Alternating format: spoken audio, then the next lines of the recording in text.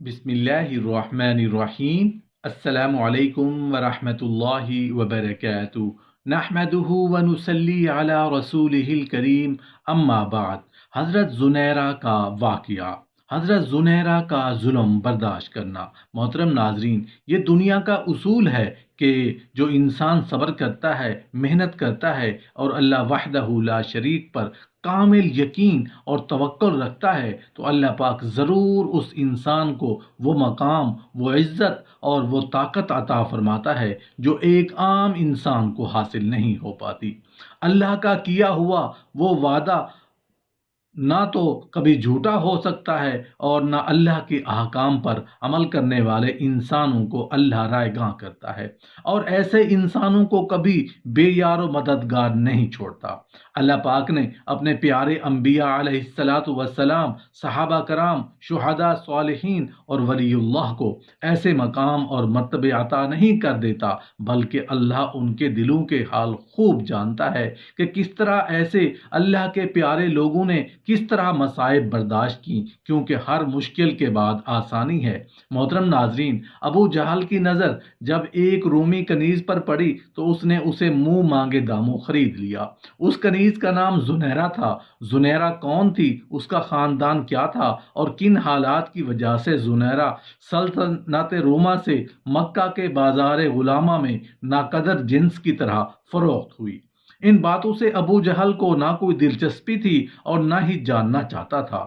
ایک روز بہت عجیب بات ہوئی کہ زنیرہ اونٹوں کو چارہ ڈال کر پلٹ رہی تھی کہ اسے اپنے آقا کی آواز، جو مالکن سے بات کر رہا تھا، محمد صلی اللہ علیہ وآلہ وسلم جو ہمارے سامنے پلا بڑھا ہے، ہماری ہی طرح زندگی گزارتا ہے، اب وہ کہتا ہے کہ اللہ اس سے کلام کرتا ہے، اس پر وحی نازل کرتا ہے، اس کے پاس جبرائیل فرشتہ آتا ہے۔ آقا کی آواز کے ساتھ ہی کہے کہے بلند ہوا۔ زنیرہ کو دیکھتے ہی مالکن نے روبدار آواز سے اسے بلایا، او زنیرہ ادھر آ اور میرے پاؤں دبا۔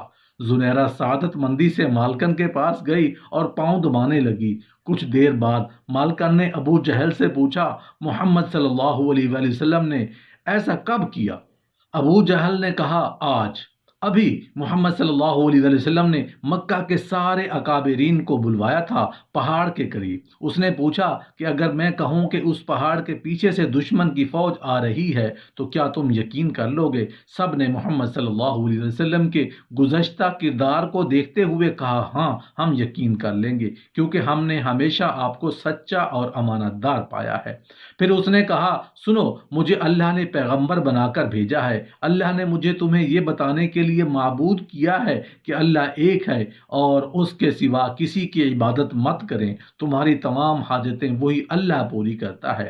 ابو جہل چند لمحے خاموش ہو کر بولا، حیرت تو یہ ہے کہ وہ یہ کہتا ہے کہ سب انسان برابر ہیں۔ اس نے ایک بار پھر کہہ کے لگایا اور کہا، آقا غلام کی تمیز کبھی مٹ سکتی ہے؟ کیا اعلیٰ اور ذلیل قبیلے برابر ہو سکتے ہیں؟ معلوم نہیں محمد یہ کون کون سی باتیں کر رہا ہے جو نہ کبھی سنی اور نہ دیکھی۔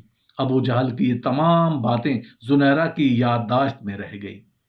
خاندان قریش سے تعلق ہونے کی وجہ سے حضرت محمد صلی اللہ علیہ وسلم کے تعلقات بنو مخزوم سے بھی تھے، اور بہت سے لوگوں کی طرح زنیرہ بھی رسول اللہ صلی اللہ علیہ وسلم کے لیے دل میں احترام کے جذبات رکھتی تھیں۔ پھر یہ عمر بن حشام کا معمول بن گیا کہ اکثر گھر میں عمر اور اس کی بیوی رسول اللہ صلی اللہ علیہ وسلم کے یتیم کے بارے میں زہر سے بھری گفتگو کیا کرتے تھے۔ ابو جہل حضرت محمد صلی اللہ علیہ وسلم کے خلاف جتنا زہر اگلتا، اتنا ہی زنیرہ کے دل میں حضرت محمد صلی اللہ علیہ وسلم کا احترام بڑھتا چلا جاتا۔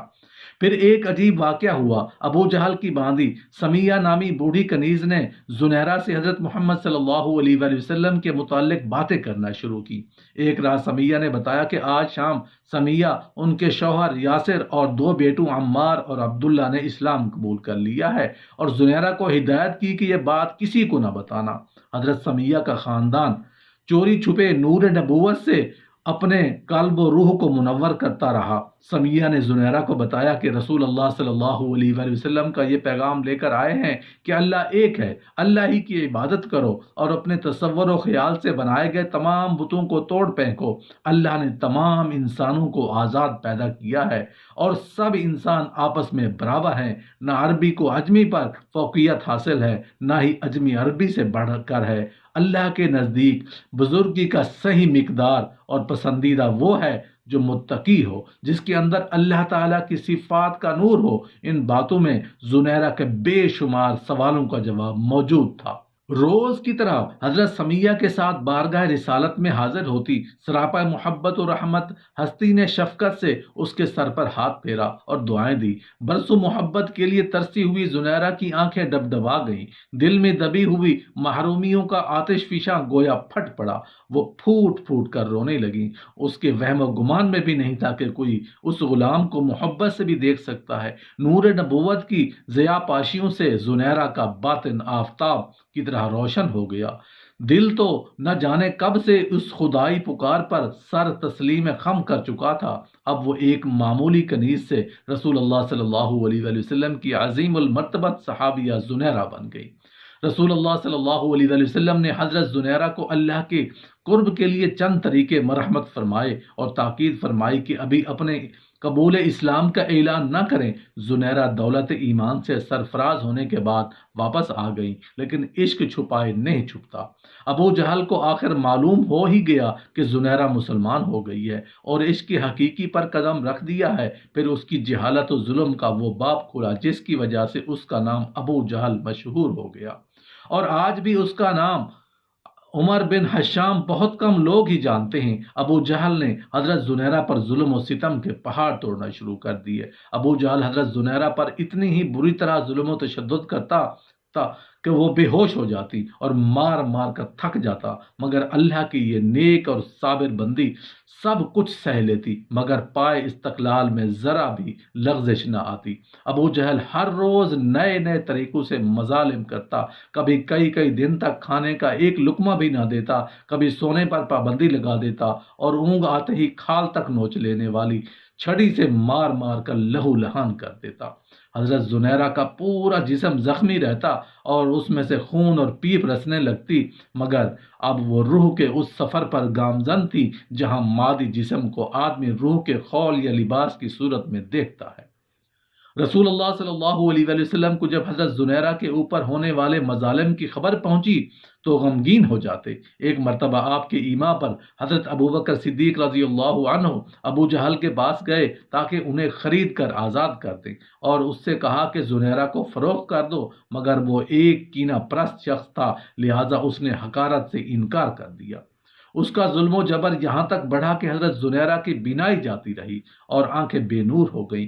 یہ دیکھ کر ابو جہل طنزیہ لہجے میں بولا، دیکھ لات و عزا نے تجھے اندھا کر دیا ہے، اب تو محمد صلی اللہ علیہ وآلہ وسلم کے دین کو چھوڑ دے۔ اس جملے نے حضرت زنیرہ کے دل کو تڑپا کر رکھ دیا، مگر وہ خاموش رہی۔ یہ بات اتنی مشہور ہوئی کہ مشرکین حضرت زنیرہ کی مثال دے دے کر مسلمانوں پر جملے کسنے لگے کہ دیکھو زنیرہ کو لات و عزا نے اندھا کر دیا۔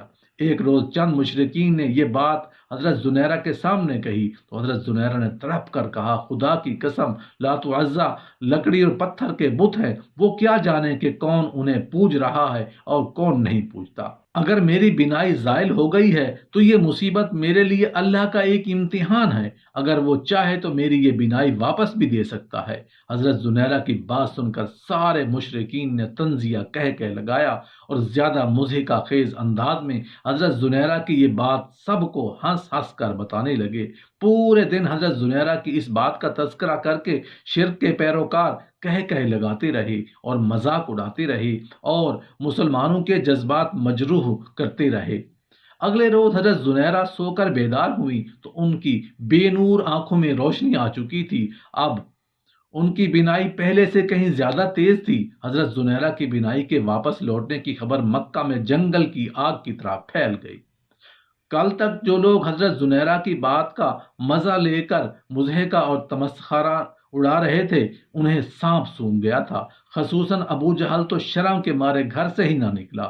اسی روز حضرت ابو بکر صدیق رضی اللہ عنہ ابو جہل کے پاس دوبارہ آئے اور کہا کہ اگر تم زنیرہ کو فروخت کرو تو میں اس کے دگنے دام دوں گا اور تم اس سے زیادہ طاقتور اور محنتی کنیز خرید سکو گے۔ ابو جہل زنیرہ کو مزید اپنے پاس نہیں رکھنا چاہتا تھا، ویسے بھی اسے اپنی ہی بات کی وجہ سے شرمندگی اٹھانا پڑی تھی، اس لیے اسے کئی گنا زیادہ دام پر حضرت زنیرہ رضی اللہ عنہ کو فروخت کر دیا اور حضرت ابو بکر صدیق رضی اللہ عنہ نے انہیں آزاد کر دیا۔ یہ ہے اللہ پر توکل رکھنے والے لوگ، جن کا توکل، جن کا بھروسہ اللہ پر اتنا مضبوط ہوتا ہے کہ راستے میں حائل رکاوٹیں اس انسان کا کچھ بگاڑ نہیں سکتی۔